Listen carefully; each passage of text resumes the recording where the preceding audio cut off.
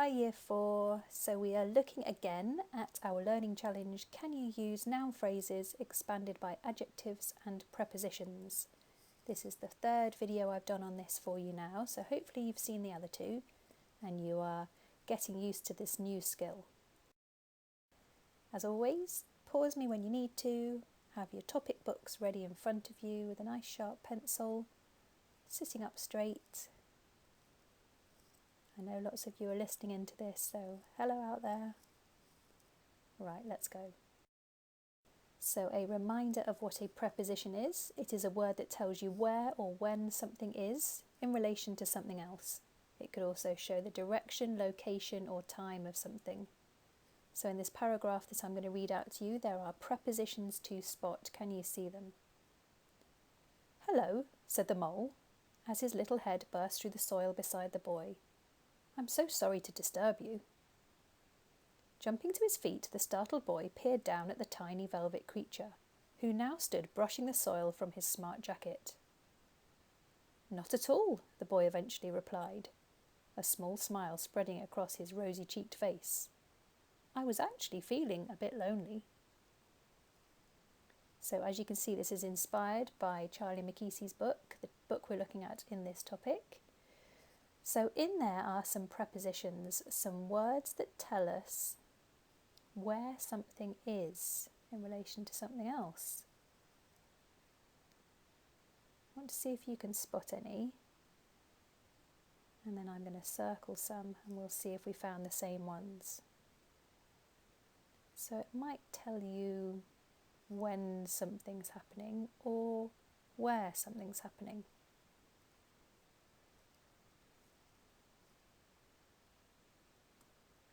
There's the first one to get you started. Hello, said the mole as his little head burst through. So that's telling you when that action happened. He said hello when his little head burst through, as it burst through the soil. Now there's another one in that sentence. Can you spot it? Hello, said the mole, as his little head burst through the soil beside the boy.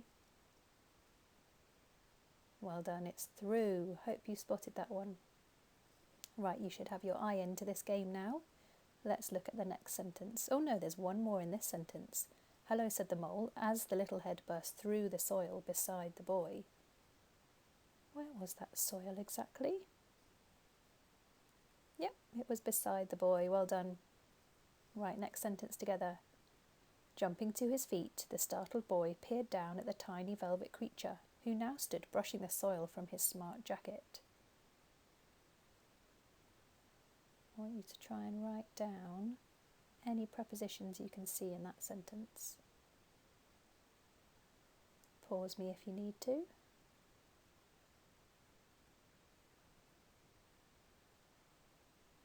Right, let's see what you spotted.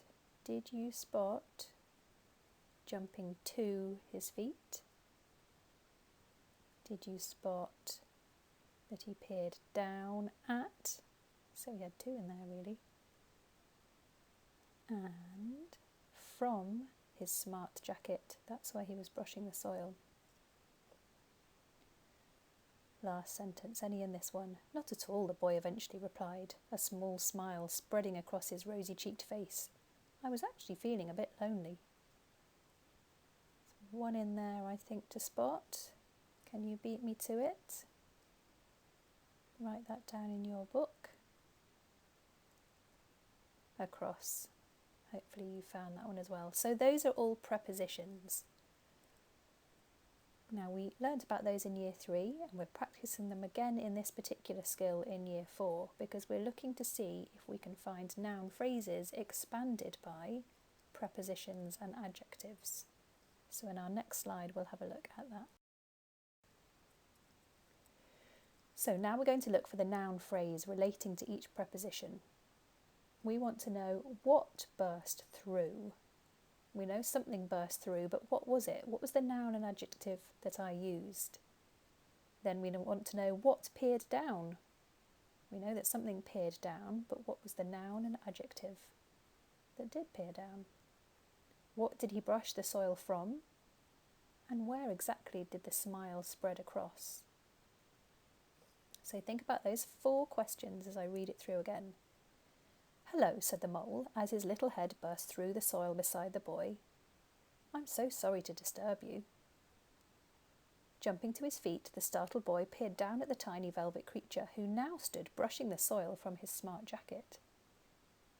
"Not at all," the boy eventually replied, a small smile spreading across his rosy-cheeked face. "I was actually feeling a bit lonely." So what burst through? Now, if you said the mole, you're only kind of right, because we're looking for the noun phrase, and just before the word burst, we see little head. So the adjective is little, the noun is head, the little head burst through. Look to that next sentence, what peered down? We don't just want that noun, we want the adjective that describes the noun as well. What peered down?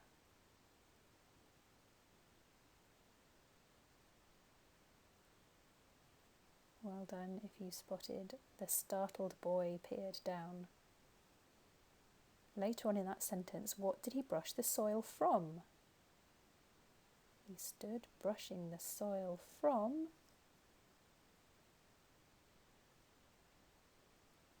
his smart jacket. Adjective and noun, smart jacket.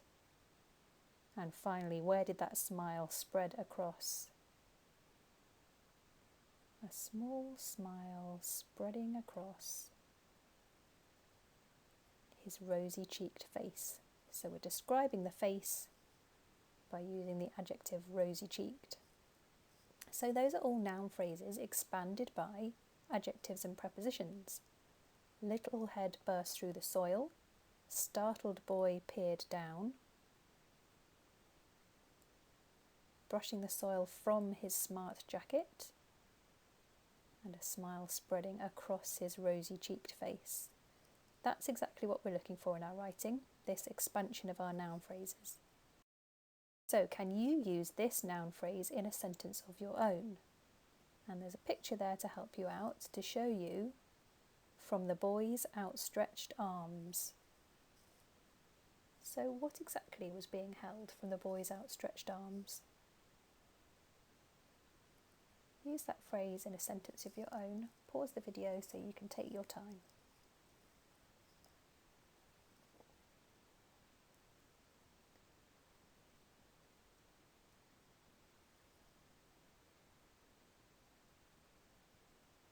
Just check that your sentence starts with a capital letter, has a full stop at the end. The phrase, the boy's outstretched arms, is a possession phrase. So you've got an apostrophe for possession. It's an apostrophe for singular possession. We learned about these early on in the year, so make sure you've got your apostrophe in your sentence. Right, here are a couple of options you might have gone for, or something similar. The mole dangled excitedly from the boy's outstretched arms. From the boy's outstretched arms, the mole watched him eagerly. He looked across from the boy's outstretched arms and knew he had found a friend for life.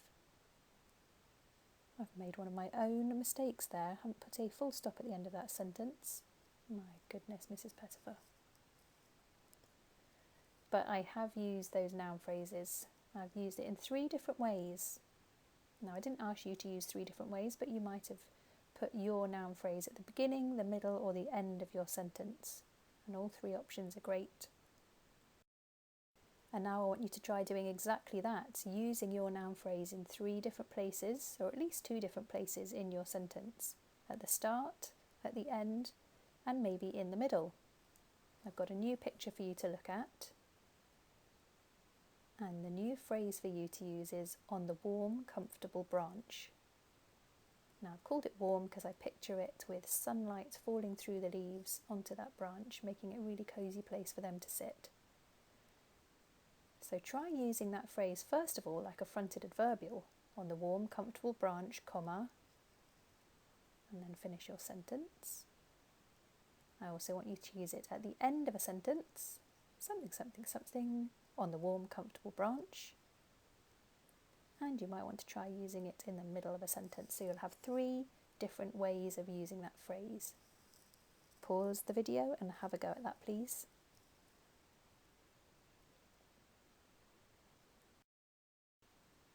Good. Now we're going to have a go at using those noun phrases expanded by adjectives and prepositions in a whole paragraph about this part of the story. So we're only talking about the beginning bits. He's just met the mole pops up through the soil and says hello to him. And then they find themselves sitting on a branch together. And Charlie McKeesey also shows that they are putting up with a rainstorm at one point on that branch, so I guess they've been sitting there for quite some time. So you could write a whole paragraph about this tiny part of the story, about the 2 characters meeting, beginning their friendship, and even having their friendship challenged a bit by a rainstorm, but they still sit there happily. I want you to use noun phrases expanded by adjectives. So the rain is coming down, but what kind of rain? Is it warm rain coming down? How could you describe that? Can you describe his little legs wobbling about underneath the branch? Can you describe the mole's twitching nose? All sorts of things you could describe in there. The umbrella you could describe. Over his head. Above their heads. Okay, pause me and have a go at a whole paragraph. Well done, you should have a beautiful paragraph by now. I want you to read it out loud to yourself or to a family member.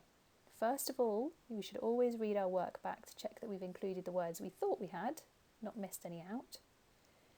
And then particularly in Year 4, we need to be sure that we're making the right effect on our reader.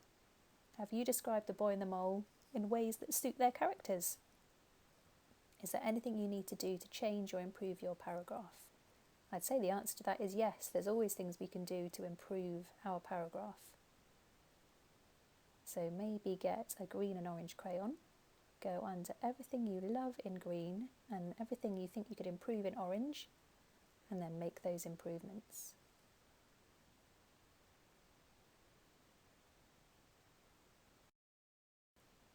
Well done. So you should have ended up with a complete paragraph that you were really proud of because you'd made lots of improvements too. And that can be the very first paragraph of your post-write of your pre-write if you wish. By the time we get to a post-write, it'll be even better than that. I hope you love this story. I really enjoyed it. I enjoyed reading it, and I'm now really enjoying writing my own version of it. Bye for now, Year 4.